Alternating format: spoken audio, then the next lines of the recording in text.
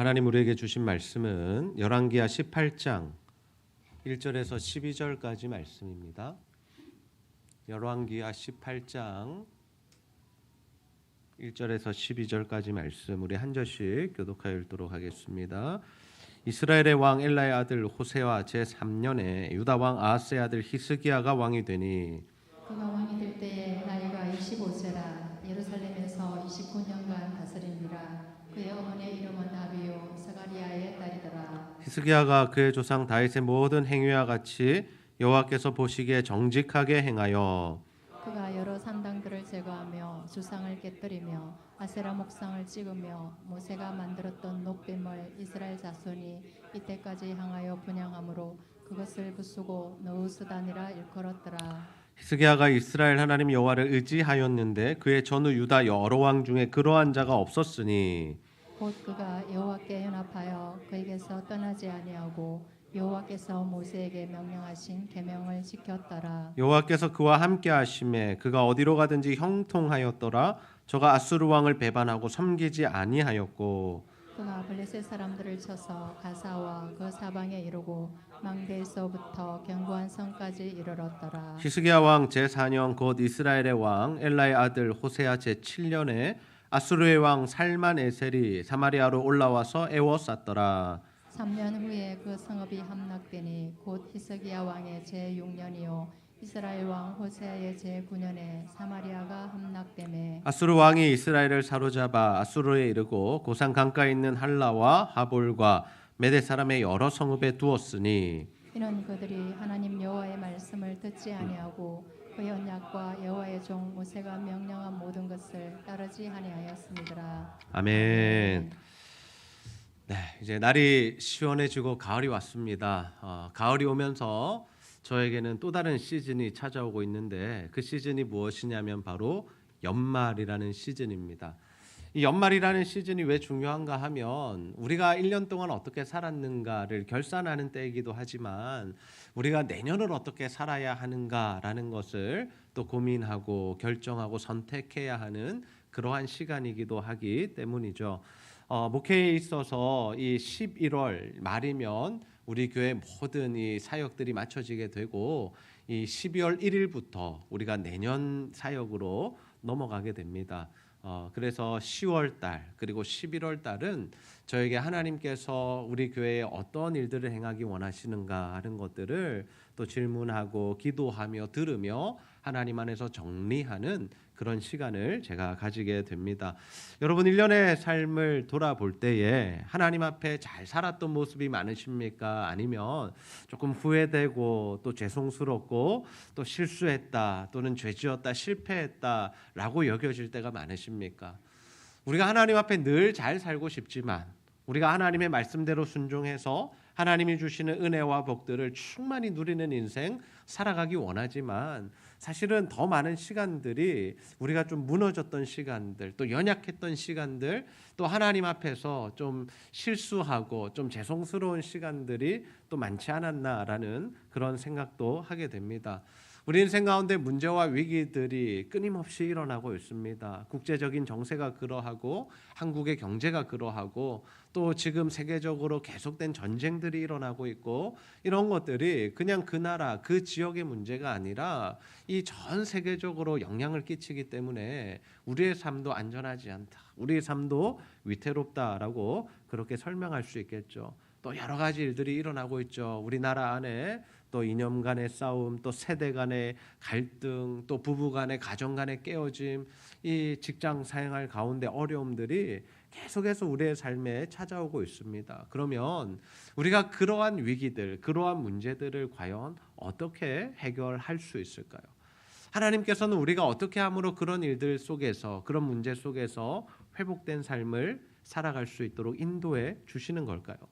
오늘 우리가 이 히스기야 왕과 이스라엘의 멸망에 대한 말씀을 함께 나누면서 그에 대한 해답을 함께 찾아보기를 원합니다.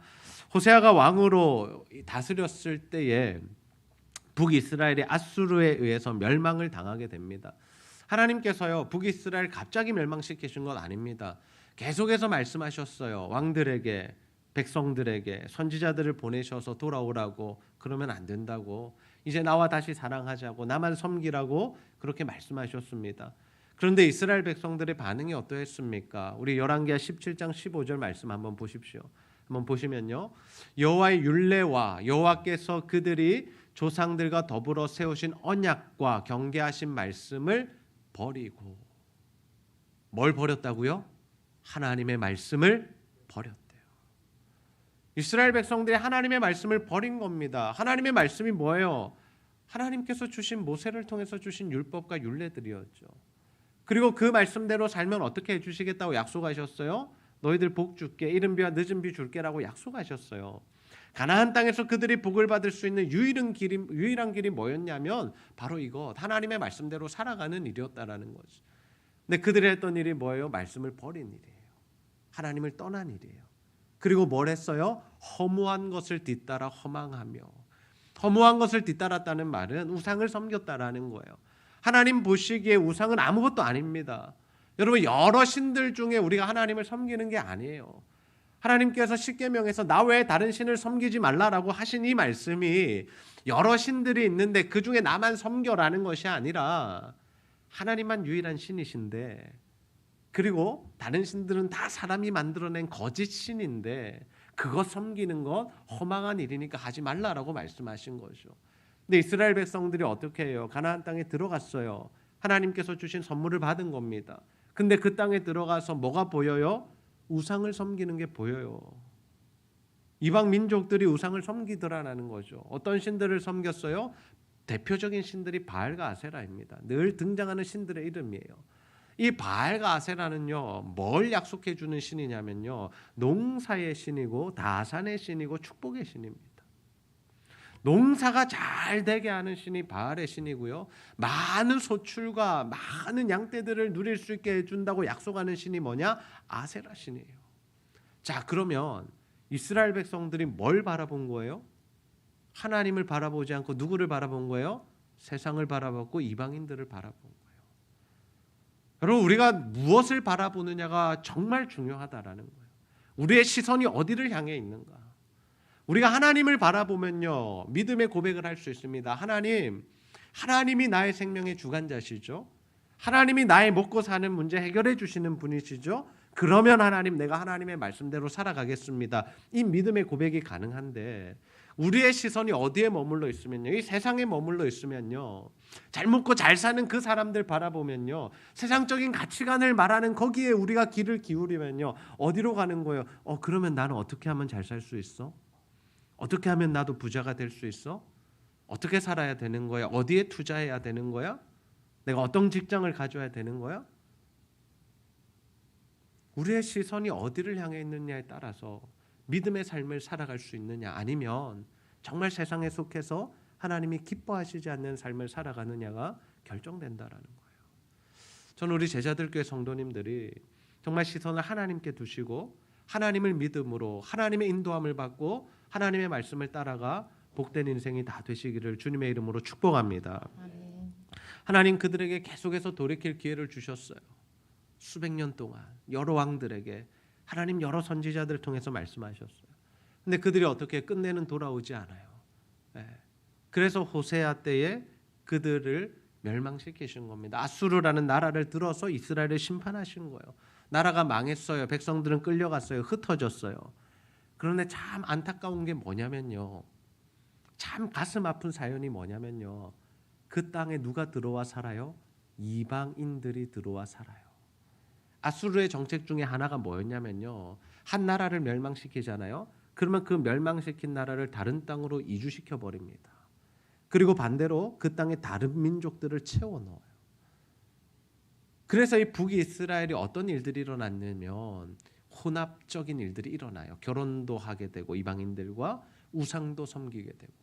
그래서 예수님 시대에 이 사마리아 땅 북이스라엘에 대해서 뭐라고 이야기해요? 저들은 이방인이다. 저들은 거룩하지 않다. 정결하지 않다. 저들에게는 구원이 없다라고 했던 이야기, 그 이유가 무엇이냐면 그들이 혼합되었기 때문에, 피가 섞였기 때문에.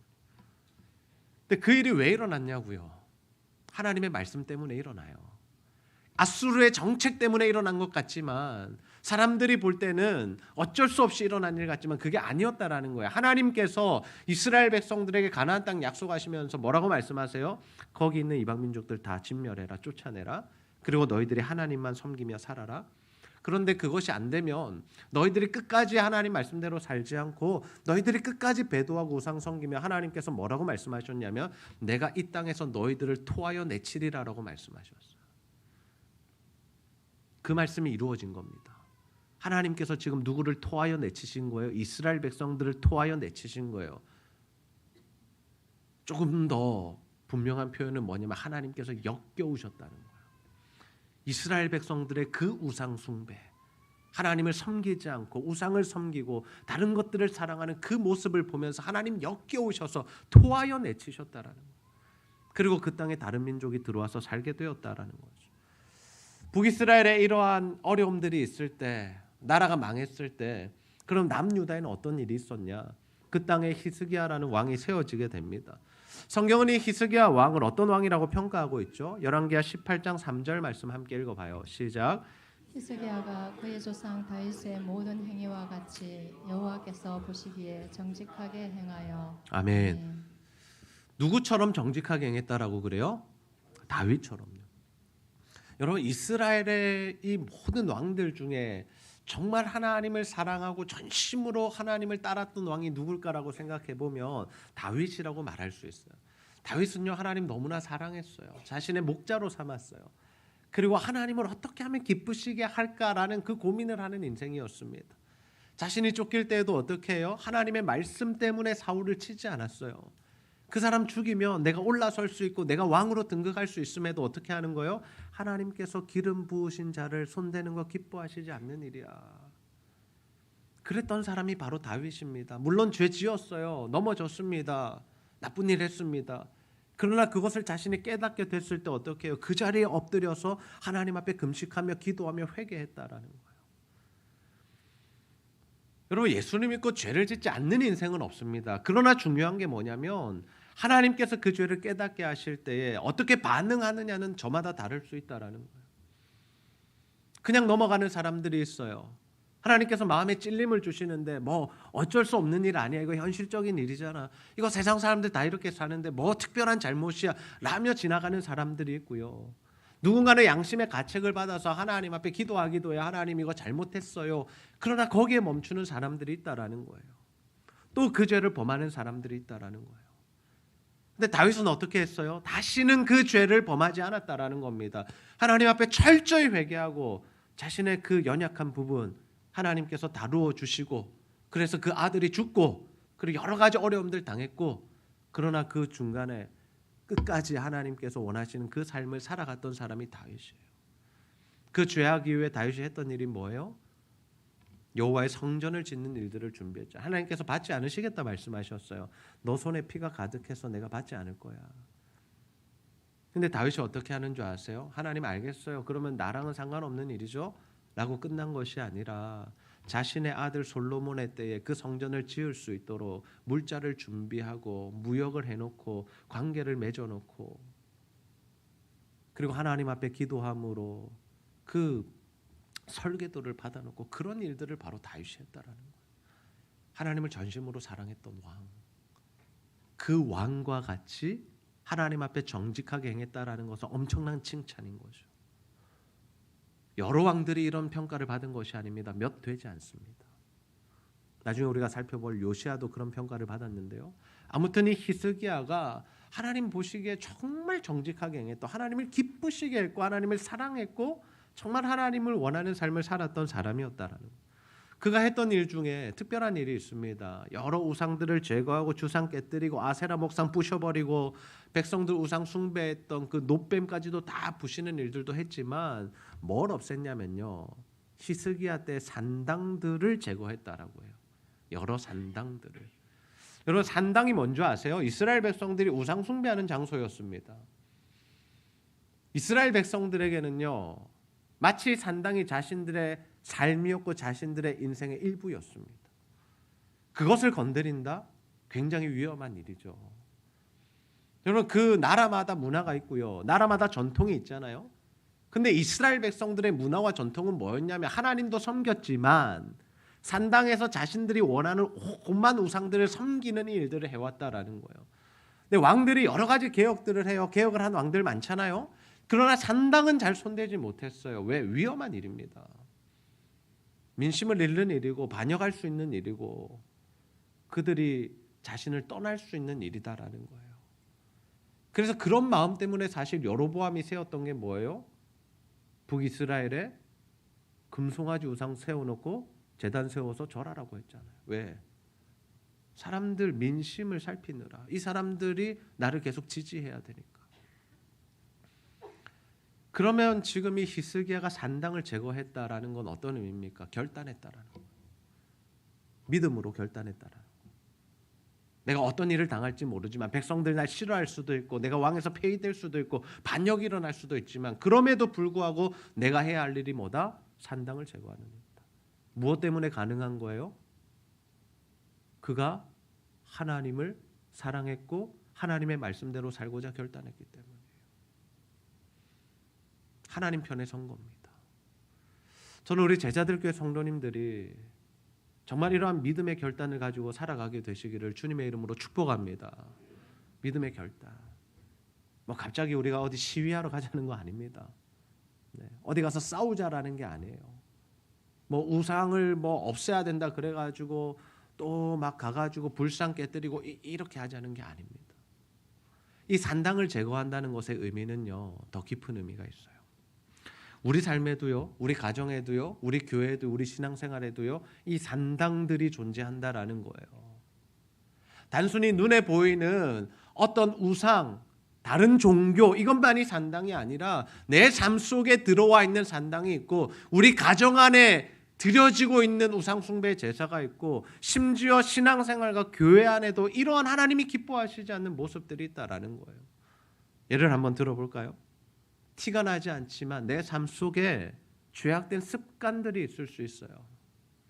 이게 죄인가 죄가 아닌가 잘 분별하지 못할 정도로 습관화되어 있는 것들, 또 죄인 줄 알면서도 잘 고쳐지지 않는 부분들 있을 수 있다라는 거예요. 어떤 거예요? 부정적인 말하는 거예요. 하나님 부정적인 말하는 거 싫어하세요.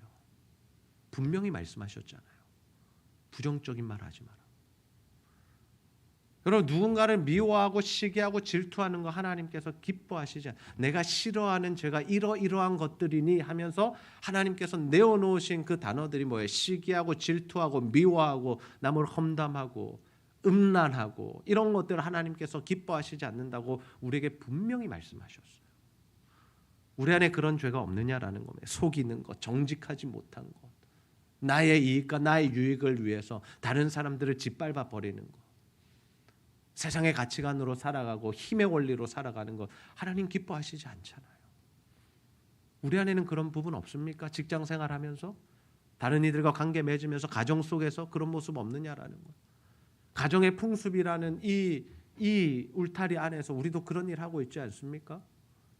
이게 기독교적인 문화가 아니라 하나님의 말씀의 원리가 아니라 유교적인 사상 속에서 남녀를 차별하고 이런 일들이 우리 안에 있을 수 있다라는 거예요. 우리 가정에 들어오면 이렇게 해야 돼. 며느리는 이래야 되고 사위는 이래야 되고 아들은 이렇고 딸은 이렇고. 심지어 교회도 나쁜 전통들이 있어요. 뭐 우리 교회에 그런 일들이 있다는 것은 아니지만 하나님께서 기뻐하시지 않는 일들 우리가 여러 교회들을 통해서 확인하고 있잖아요.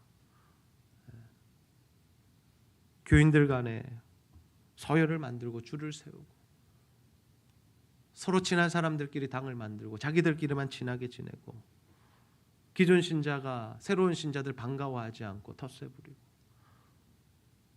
어느 교회나 있는 일이잖아요. 하나님 그런 거 기뻐하실까? 우리가 신앙생활하면서 같은 교인들 신앙생활하는 교인들 교회를 뭔가 우리의 유익을 위해서 돈벌이의 수단으로 삼는 사람들이 있잖아요. 직분 문제들도 마찬가지고 직분 받으면서 얼마 이상의 금액을 헌금하게 하는 거 일률적으로 정해주는 것들 그것 때문에 시험 받는 성도들이 있다는 소식도 제가 듣게 돼요. 과연 하나님께서 이런 행태를 기뻐하실까? 그래서 예수님께서 꼬집어서 하셨던 말씀이 뭐예요? 교회에 부자들이 들어오면 다 환영하고 가난한 자가 들어오면 무시하는 그 문화들, 그게 2000년 전에도 있었다니까요. 혹여나 우리의 마음속에 그러한 모습이 있지는 않은지, 저 사람은 나를 좋아하고 저 사람은 나에게 편하고 저 사람은 나에게 뭔가 유익이 되고 도움이 되는데 저 사람은 좀 안 친했으면 좋겠고 저 사람은 내 삶에 도움 안 되니까 전혀 관계도 맺지 않고 말 한번 해보지 않고 인사 한번 나누지 않은 그러한 일들이 혹시 우리 안에는 있지 않는지.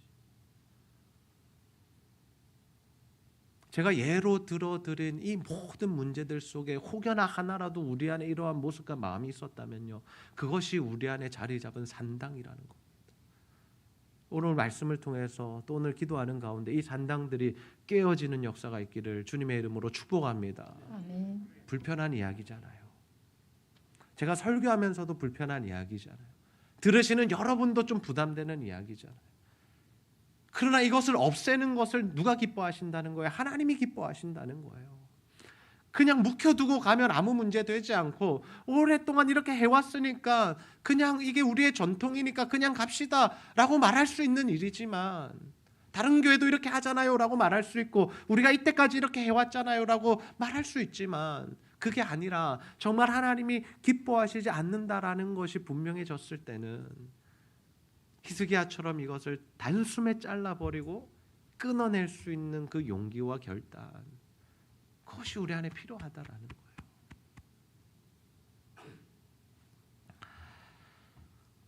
저는 우리 안에 하나님 기뻐하시지 않는 일들이 있다라면 반드시 제거하고 정리하게 되시기를 소원합니다. 말씀 들으시면서요, 그런 은혜가 임하는 거예요. 이거 하나님 기뻐하시지 않는 일이구나 깨달아질 때가 있거든요. 오늘 목사님의 말씀이 오늘 너무 나를 찔러, 내 마음을 너무 힘들게 하고 불편하게 해. 여러분, 그게 저와 담을 쌓으시는 계기가 되지 마시고 예배 자리를 떠나시는 계기가 되지 마시고 하나님 앞에 엎드려 회개하며 돌이키는 계기가 되시기를 주님의 이름으로 축복합니다. 그게 은혜라는 거예요. 은혜.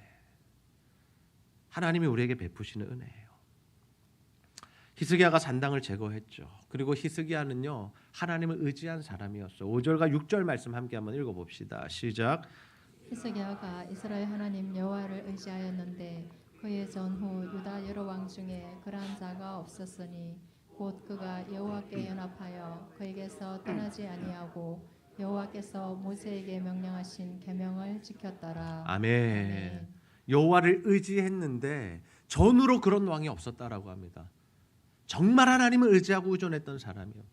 그리고 하나님과 연합했다라고 하죠. 이 연합이라는 단어의 뜻이 뭐냐면 하나님께 착 달라붙어 있는 걸 의미해요. 꼭 달라붙어 있는 거. 여러분, 하나님과 연합을 어려운 개념으로 생각하지 마십시오. 내가 하나님께 착 달라붙어 있으면 돼요. 하나님과 달라붙어 있으면서 여러분 죄 지을 수 있어요? 한번 생각해 보실래요? 네. 운전하면서 갑자기 차들이 끼어 들어올 때 우리도 모르게 우리 입에서 욕이 나올 수 있고 갑자기 흥분할 수 있고 화가 날 수 있죠. 무언가 우리를 배신하는 사람들, 우리를 힘들게 하는 사람들을 만나게 될 때 나도 저 사람에게 그렇게 갚아줘야지라는 생각이 불쑥 올라올 수 있죠. 근데 하나님이 지금 내 옆에 계시다라면, 하나님이 지금 내 생각을 다 읽고 계시다라면, 내가 말하는 거 다 듣고 계시고 내 표정 다 보고 계시다라면 우리가 그렇게 할 수 있을까? 연합의 개념이 바로 그런 거예요. 정말 우리가 하나님께 딱 달라붙어 있으면, 하나님이 우리와 함께하고 계시다라면 우리의 언행과 우리의 심사와 우리의 모든 것들이 달라지겠죠. 하나님만 의지하는 겁니다. 하나님만 의존하는 겁니다. 하나님으로만 사는 겁니다. 이번 주 새가족 양육을 하면서 한 집사님 이런 고백하셨어요. 내가 하나님도 사랑하는지 하나님만 사랑하는지 이 문구 하나로, 이 단어 차이 하나로 가슴이 먹먹하다라는 말씀하시더라고요. 여러분, 그거예요. 우리가 정말 신앙생활하면서 하나님도 사랑하는지, 돈도 사랑하고 세상도 사랑하고 내가 누릴 것 다 누리는 것 사랑하면서 플러스 하나님도 사랑하는지, 아니면 하나님만 사랑하는지, 그래서 이것들은 주셔도 감사, 안 주셔도 그저 그만. 주시면 감사로 누리고 안 주셔도 불만 불평거리가 되지 않는. 왜? 나는 하나님만 사랑하니까. 하나님만 있으면 되니까. 하나님 안에 거하는 것이 나에게 진짜 복인 줄 아니까. 그 이외의 것들 없어도 하나님 나는 끝까지 주님 따라가겠습니다라는 고백. 하나님만 사랑하는지.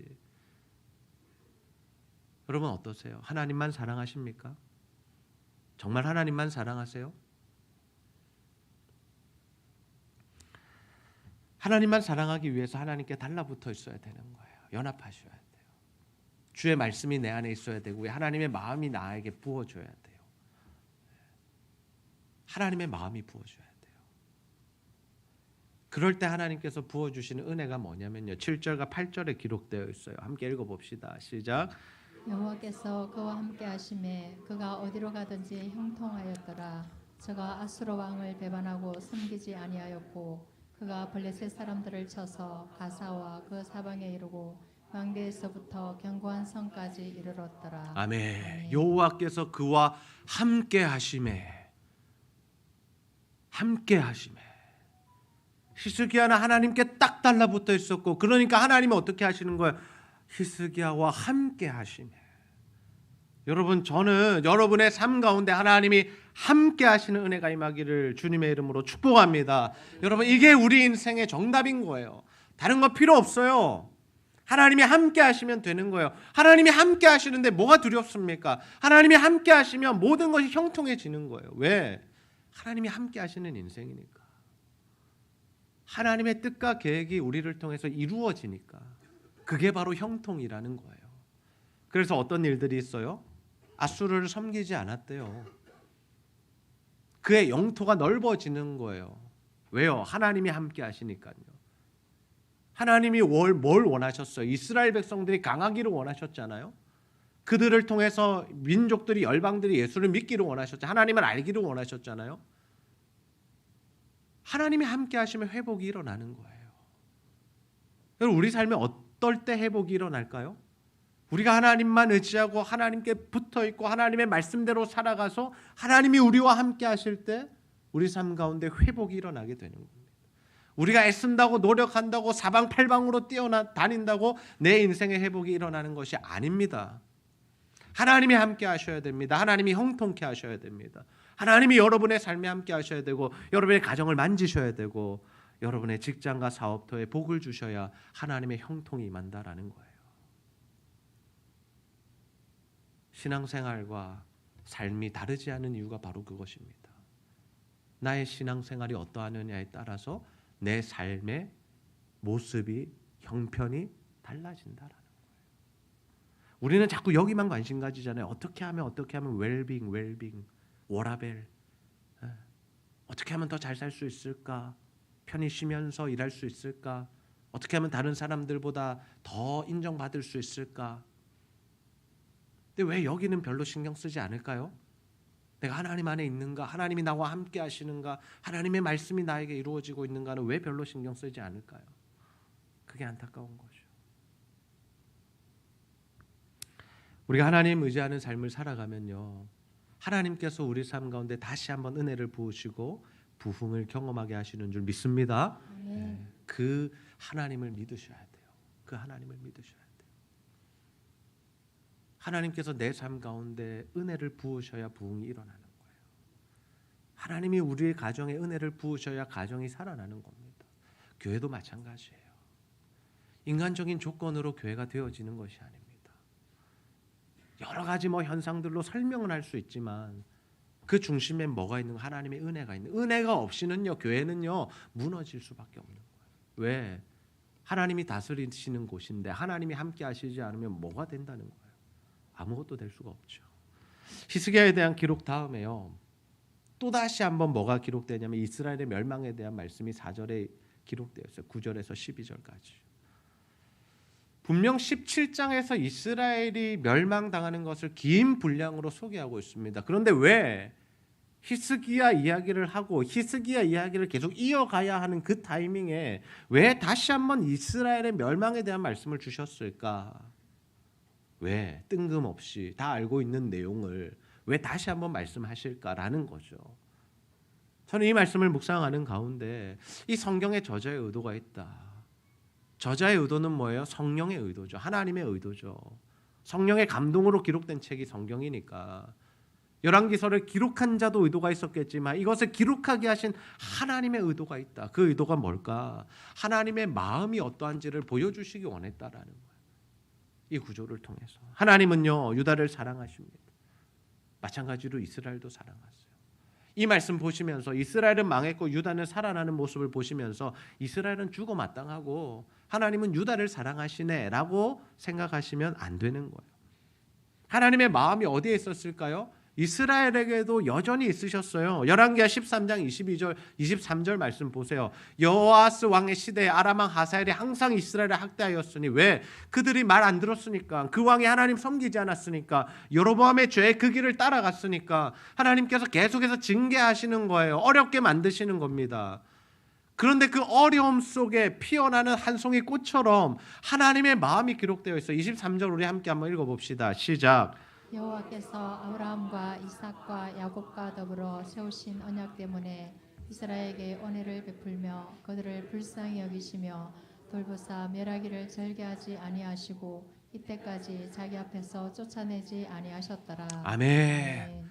그렇게 죄짓고 우상 숭배하고 하나님 말씀대로 살지 않는데 하나님이 뭐 때문에 은혜 베푸시고 계시다고요? 아브라함과 이삭과 야곱과 하신 언약 때문에, 그 언약 때문에 멸하기를 즐겨하지 아니하셨다고요. 지켜주셨다고요. 보호해주셨다고요. 그 나라를 하나님께서 싸고 계셨다고요. 안아주고 계셨다고요. 혼내셨지만 이것이 하나님의 마음이에요. 하나님 이스라엘도 사랑하시는 거예요. 북이스라엘을 버리신 것이 아니에요. 나중에 예레미야 말씀에서 우리가 묵상했지만 어떤 말씀이 있어요? 하나님께서 그들을 돌리실 때에, 포로에서 돌리실 때 누구도 돌려요? 이스라엘과 유다를 함께 돌리시잖아요. 유다만 돌아왔습니까? 아닙니다. 유다도 멸망했잖아요. 근데 하나님은 이스라엘과 유다를 함께 돌아오게 하신다고요. 무슨 말씀이에요? 하나님은 이스라엘도 여전히 사랑하신다라는 거예요. 우리도 마찬가지예요. 여러분, 우리가 하나님의 말씀대로 완전하게 살아갑니까? 순종합니까? 그렇지 않아요. 목사인 저도 그렇지 않아요. 죄송합니다. 노력은 하지만요. 애는 쓰지만 기도는 하지만요. 저도 완전하지 않아요. 그럼 뭐예요? 우리가 하나님 앞에 나올 수 없잖아요. 죄를 가지고 하나님 앞에 설 수 없다 했잖아요. 그러나 우리가 그 하나님을 바라보는 거예요. 여전히 나를 사랑하시고 나를 회복시키시기 원하시는 그 하나님을 바라볼 때에 우리가 뭘 붙들고 주께 하나님께 다시 나오는 거예요? 예수 그리스도. 그 십자가 보혈의 공로를 의지하여서 다시 하나님께로 나오는 거죠. 주님, 나의 죄를 용서해 주십시오. 나의 연약함을 덮어 주십시오. 하나님, 다시는 그렇게 살지 않겠습니다. 한 번만 용서해 주십시오. 하나님, 다시 한번 하나님의 은혜를 누리기 원합니다. 다시 한번 그 부흥을 경험하게 해 주십시오. 내 안에 그 하나님을 사랑하는 마음과 복음의 감격과 하나님 주신 행복과 만족들이 하나님 다시 한번 좀 거룩하게 내 안에 살아나게 해 주십시오. 이 마음으로 우리가 신앙생활하고 이 마음으로 우리가 주께 나오는 거죠. 그럼 하나님께서 어떻게 해주시는 거예요? 은혜를 베풀어 주시는 거예요. 은혜를 베풀어 주시는 거예요. 내년에 사역을 준비하면서 큰 한 가지 이슈가 있습니다. 무엇이냐면요, 우리가 성도들이 계속해서 증가하다 보니까 이 모임 공간이 부족하고 다음 세대 예배 공간이 부족해요. 그래서 계속해서 기도하고 있었어요. 수년 동안. 제가 이 부분에 대해서 입 밖으로 낸 적이 없습니다. 기도할 뿐입니다. 왜? 하나님께서 정확하게 말씀하실 때까지 제가 움직이지 않으려고 하는 거예요. 제가 하나님보다 앞서려고 하지 않는 거예요. 근데 하나님의 어떤 인도하심 속에서 한 공간을 우리가 보게 돼요. 그 공간을 보게 되고 그 공간에서 예배를 또 드리고 그 공간에서 모임을 할 수 있는 그런 공간이에요. 주일학교 아이들이 좀 뛰어놀고 할 수 있는 공간입니다. 그 공간을 바라보는데요, 그럼 제 안에 어떤 생각이 탁 들어오는 줄 아세요? 지금 저의 연약함을 말씀드리고 있는 거예요. 월세가 얼마지라는 생각이 들어왔어요. 월세가 얼마지? 현실적인 고민이잖아요. 여러분, 우리도 마찬가지 아니에요? 우리가 하나님의 이름으로 살아가지만 우리의 삶 가운데 가장 먼저 탁 들어오는 생각이 뭐예요? 그래서 이건 얼마지? 어떻게 해야 되지? 이 돈을 내가 마련할 수 있나? 그런 연약함들이 우리 안에 있는 거예요. 그럼 교회는 어떤 곳입니까? 하나님이 원하시면, 하나님께서 말씀하시면 가야 하는 거잖아요. 아멘입니까? 네. 근데 목사인 저에게도 그 연약함이 있더라고요. 그래서 정신을 차렸습니다. 다시 한번 하나님 앞에 기도하는 겁니다. 하나님, 죄송합니다. 제가 자꾸 돈이 얼마냐를 보고 있었습니다. 그게 아니라 하나님이 원하시는 장소인지를 제가 구해야 하는데, 정말 하나님이 원하심이 어디 있는지를 제가 기도하면서 물어야 하는데, 돈으로 조건을 맞추고 그래서 얼마면 좋겠다라는 생각을 가지는 저의 모습을 보면서 아이고 아직 나도 멀었다라는 생각을 하게 되는 거죠. 여러분, 우리도 무너질 수 있어요. 우리도 넘어질 수 있고요. 우리도 연약하다라는 거예요. 인간적인 생각들이 먼저 들어오게 된다라는 거예요. 그러나 하나님은 어떻게 하세요? 우리에게 돌이킬 기회를 주시는 거예요. 하나님 다시 한번 우리가 하나님을 찾기를 원하시는 거고요. 하나님께서 우리에게 주시고자 하는 그 은혜와 복을 받아 누리기를 원하신다라는 거죠. 저는 우리가 하나님만 의지하기를 원합니다. 모든 인생의 삶 가운데, 문제 가운데, 위기 가운데 나의 인간적인 생각들로 어떻게 하지? 이것을 어떻게 해결하지? 물론 필요해요. 물론 필요해요. 그러나 여러분, 그런 생각들과 계획들과 나의 방법들을 이제 좀 내려놓으시고, 그래서 하나님은 뭘 원하실까? 그래서 하나님은 어떻게 하기를 원하실까? 그 확실한 하나님의 답을 듣고 한 걸음 한 걸음 움직여 나갈 수 있는 저 여러분 다 되시기를 소원합니다.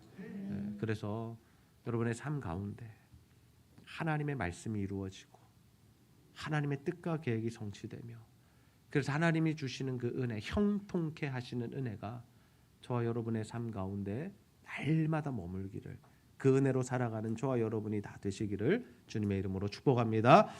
우리 시간